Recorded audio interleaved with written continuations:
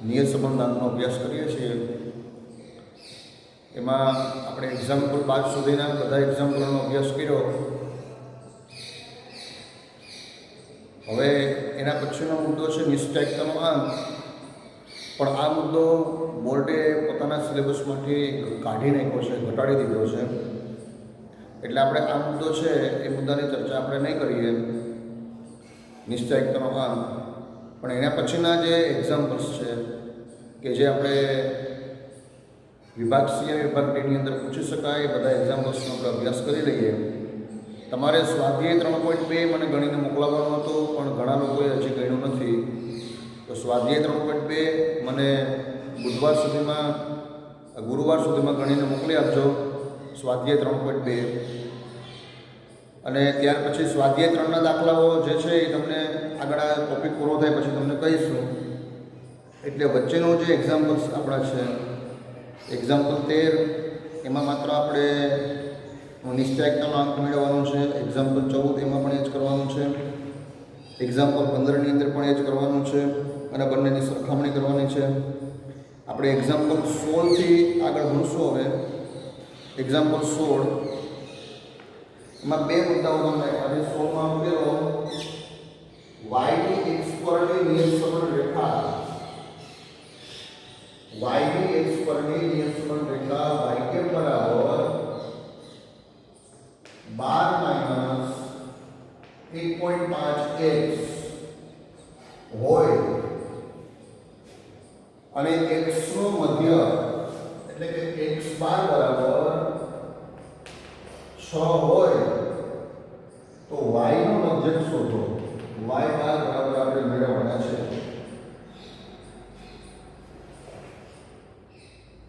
આપણે નિયત સંબંધ રેખા આપીએ, નિયત સંબંધ રેખા ઉપર આપણે આ કોની કિંમત હોય આપણે લખી લઈએ કે x બાર તમને 6 આપ્યો, y બાર બરાબર મેળવવાના છે. તો y કે બરાબર a plus bx. તો આ 12 છે કોની કિંમત હોય, a ની કિંમત હોય a બરાબર 12 અને bx તો આ x ની સહગુણક 1.5 છે કોની કિંમત હોય, b હોય 2 પર b બરાબર 1.5. મતલબ તમને આ દાખલામાં a ની કિંમત આપી છે, b ની કિંમત આપી છે અને તમારે કિંમત કોની મેળવવાની છે? તો કે કિંમત તમારે y બાર ની મેળવવાની છે. તો આ a મેળવવાનું સૂત્ર કેવું છે? a બરાબર y બાર માઈનસ bx બાર. કેમ કે a ની કિંમત તમને આપી દીધી, b ની કિંમત આપી દીધી અને x બાર ની કિંમત આપી દીધી. તો આપણે y બાર આપણે મેળવી શકીએ આ સૂત્રની અંદર. આપણે a બરાબર કેટલા મૂકશું? 12. y બાર આપણે મેળવવાના છે. b બરાબર કેટલા મૂકશું? 1.5 અને x બાર ની કિંમત તમને કેટલી આપી છે? 6. 12 એટલું રાખીએ. y બાર બરાબર y બાર માઈનસ 1.5 ગુણ્યા 6 તો એટલે 9. હવે y બાર ને સૂત્રનો કરતા બનાવીએ. y બાર બરાબર 12 માઈનસ 9. આ 12 અહીંયા છે. y બાર સામે લઈ ગયા તો આ 9 છે બરાબર માઈનસ થઈ જશે. અથવા જો બીજી રીતે સમજવું હોય તો 12 માઈનસ 9 બરાબર y બાર. હવે 12 માંથી 9 માઈનસ કરો તો કેટલા આવશે? 3 બરાબર y બાર. આમ y બાર ની કિંમત કેટલી આવશે? 3 આવશે. આવો દાખલો 1 માર્કના વિકલ્પની અંદર પણ પૂછાય અને 2 માર્કના ટૂંકા પ્રશ્નોમાં પણ પૂછાય. હવે આના પછીનો મુદ્દો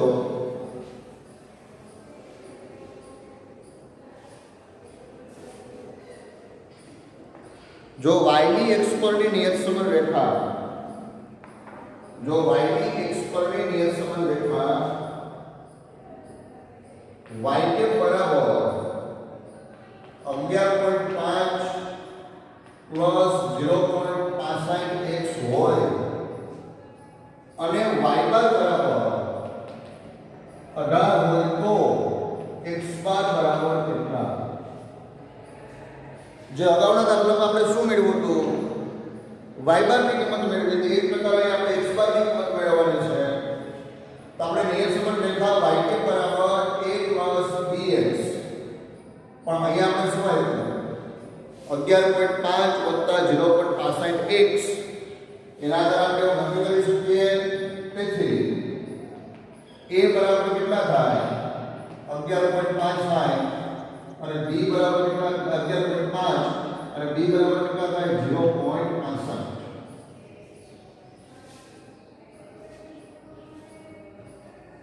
હવે આપણે a ની કિંમત મળી ગઈ, b ની કિંમત મળી ગઈ, y બાર ની કિંમત મળી ગઈ, તો x બાર ની કિંમત આપણે મેળવી લઈએ.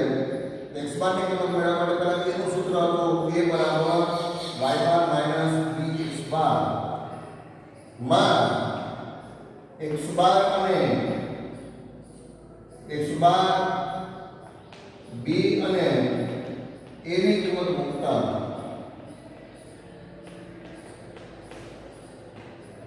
તો a બરાબર કેટલા છે 11.5, y બાર બરાબર 18 અને b બરાબર કેટલા તમને આપ્યા 0.65 x બાર.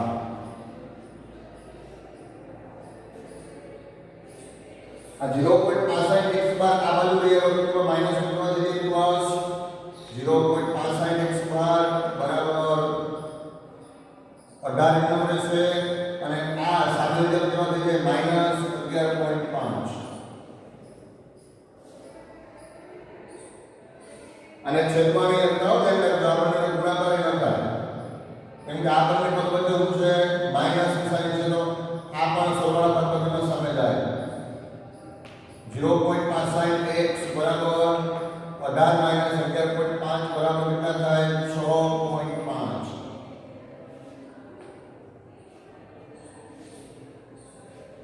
હવે x બાર બરાબર 0.65 સામે લઈ જવા આપણને કેટલો સૂત્ર છે ગુણાકાર સૂત્ર ભાગાકારમાં જાય તો 6.5 ના છેદમાં 0.65 બરાબર અહીંયા પોઈન્ટ કરવા માટે ઉપર 100 વડે ગુણવા પડે, અહીંયા પોઈન્ટ કરવા માટે નીચે 10 વડે ગુણવા પડે, તો 65 ગુણ્યા 16 ના છેદમાં 65 ગુણ્યા 10 ઉડી ગયા 65 વયા ગયા. x બાર બરાબર કેટલા આવશે 10. x બાર બરાબર 10. આવી રીતે આપણે y બાર અને x બાર ની કિંમત આપણે મેળવી શકીએ. હવે એક્ઝામ્પલ 17 જુઓ. એક્ઝામ્પલ 17 ની અંદર પણ બે મુદ્દા આપ્યા છે. એમાં પહેલું જો x બાર બરાબર 5, y બાર બરાબર 11 અને b બરાબર 1.2 હોય તો y ની x પરની નિયત સંબંધ રેખા મેળવો.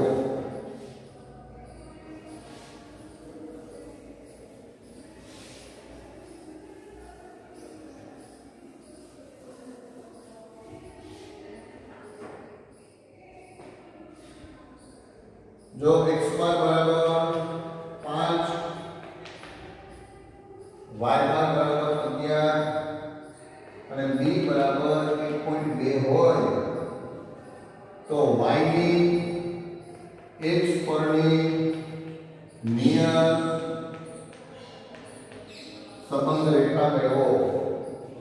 તો નિયત સંબંધ રેખા y ની x પર નિયત સંબંધ રેખા y ની બરાબર a plus bx. તમારી પાસે a અને b ની કિંમત હોય તો તમે y ની x પરની નિયત સંબંધ રેખા લખી શકો. આપણી પાસે b ની કિંમત છે, b બરાબર કેટલા છે 1.2 છે, પરંતુ a ની કિંમત આપણને આપી નથી. તો y ની x પરની નિયત સંબંધ રેખા મેળવવા માટે આપણે a ની કિંમત મેળવવી પડે. તો એનું સૂત્ર કયું છે a બરાબર y bar minus bx bar. a બરાબર y બાર માઈનસ bx બાર. તો y બાર બરાબર કેટલા આપ્યા 11 માઈનસ b, b બરાબર કેટલા છે 1.2 અને x બાર બરાબર કેટલા આપ્યા 5 આપ્યા. 11 માઈનસ 1.2 ગુણ્યા 5 કરો તો કેટલા થાય 6. તો a બરાબર કેટલા આવશે a બરાબર 5. હવે આપણે લખી દઈએ y ની x પરની નિયત સંબંધ રેખા y કેપ બરાબર a પ્લસ bx, જ્યાં a બરાબર 5 વત્તા b બરાબર 1.2 અને x બરાબર. આ થઈ ગઈ y ની x પરની નિયત સંબંધ રેખા. હવે જુઓ બીજો મુદ્દો તમને આપ્યો છે.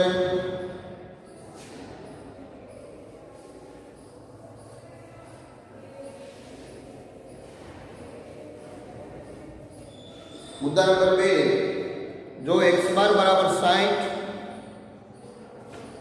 x बार बराबर 60, y बार बराबर 75 અને sx સ્ક્વેર જેમ કો વેલ્યુ ઓફ xy બરાબર 5/3 હોય તો y ની x પરની નિયત સંબંધ રેખા મેળવો અને x બરાબર 65 હોય ત્યારે y ની કિંમતનું અનુમાન કરો.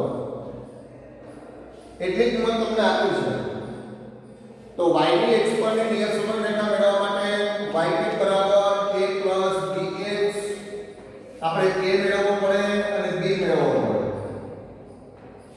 જ્યારે આપણે y ની x પરની નિયત સંબંધ રેખા મળે અહીંયા આપણે શું આપ્યું જુઓ sx સ્ક્વેર જેમ કો વેલ્યુ ઓફ xy બરાબર એ બંનેની કિંમત આપી છે. તો આપણે આ બંને છે sx સ્ક્વેર જેમ કો વેલ્યુ ઓફ xy બરાબર 5/3 આપ્યા છે. એના આધારે આપણે શું મેળવવાનું? એના આધારે આપણે b ની કિંમત મેળવવાની બરાબર. sx સ્ક્વેર અને કો વેલ્યુ ઓફ xy બરાબર 5/3 આપ્યા અને આપણે આવી રીતે લખી શકીએ sx આ જેમ ક્યાં જાય છે તો કો વેલ્યુ ઓફ xy બરાબર 5/3 અને આપણે આવી રીતે લખી શકીએ. હવે જ્યારે આપણે b મેળવવાનું સૂત્ર કેવું છે? b બરાબર કો વેલ્યુ ઓફ xy ના છેદમાં sx સ્ક્વેર એ x નું પ્રમાણ x નું વિચરણ. હવે આ છે તો ઉલટાવી દઈએ આપણે મતલબ કો વેલ્યુ ઓફ xy બરાબર કેટલા છે? 3 અને પ્રમાણિત વિચરણ બરાબર કેટલા છે? 5. તો કો વેલ્યુ ઓફ xy બરાબર કેટલા લખી દઈએ? 3 અને પ્રમાણિત વિચરણ બરાબર કેટલા લખી દઈએ? 5. અને આધારે આપણે b ની કિંમત મેળવી લઈએ. 3/5 કરો એટલે 0.60. જો એમ તમારે સમજવું ન હોય તો આ બંને જેમ છે આને તમે આવી રીતે પણ લખી શકો કો વેલ્યુ ઓફ xy જેમ sx સ્ક્વેર બરાબર આ ઉલટાવી દો 3/5. હવે આ જેમ પ્રોગ્રામ માટે છેદમાં આવે તો કો વેલ્યુ ઓફ xy ના છેદમાં sx સ્ક્વેર બરાબર 3/5 જ્યાં d બરાબર કો વેલ્યુ ઓફ xy ના છેદમાં sx સ્ક્વેર. એટલે આ સૂત્ર કોનું થયું? b નું સૂત્ર થયું. 3/5 એટલે કેટલા થાય? 0.60. કોની કિંમત આવશે? b ની કિંમત આવશે. આ પ્રકારે તમારે સૌપ્રથમ b ની કિંમત મેળવવાની અને b ની કિંમત મળે ત્યાર પછી આપણે a ની કિંમત મેળવવાની. તો a બરાબર સૂત્ર કયું છે? a બરાબર y બાર માઈનસ bx બાર, જ્યાં y બાર બરાબર કેટલા? 75 આપ્યા છે, માઈનસ b બરાબર કેટલા? 0.6 અને x બાર બરાબર કેટલા છે? 60. અહીંયા પોઈન્ટ યુ કરવા માટે છેદમાં 10 લઈએ તો આપણને ભાગાકાર થાય આવી રીતે 75 માઈનસ 6 ગુણ્યા 60 ના છેદમાં 10 તો 75 માઈનસ 36.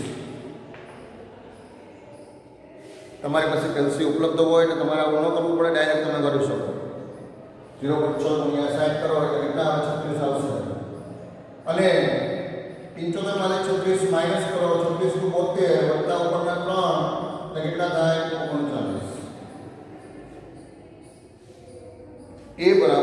48 આવ્યા. હવે આપણે y ની x પરની નિયત સંબંધ રેખા y કે બરાબર a bx માં a બરાબર 39 અને b બરાબર 0.6 મૂકતા, એટલે કે 39 વત્તા 0.6x y કે બરાબર આ y ની x પરની નિયત સંબંધ રેખા મળી. પણ અહીંયા આપણો દાખલો પૂરો થતો નથી.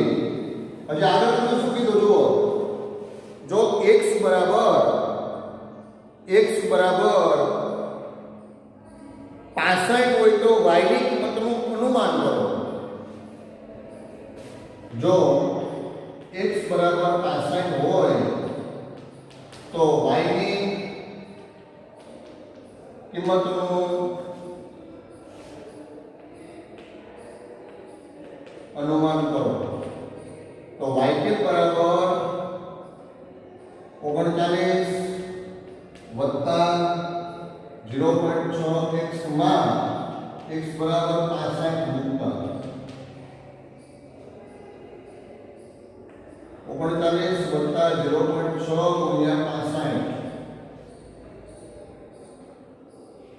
તો 6 ગુણ્યા 6 એટલે 36 અને 6 ગુણ્યા 5 એટલે 3 30 એટલે કે બંનેમાંથી મીંડું દૂર કરો 30 માંથી મીંડું દૂર 3 એટલે આ બંનેનો ગુણાકાર કેટલો થાય 39 વત્તા 39 એટલે કેટલા આવશે 78 y કે બરાબર. આમ x ની કિંમત 65 હોય ત્યારે y ની અનુમાનિત કિંમત 78 હશે.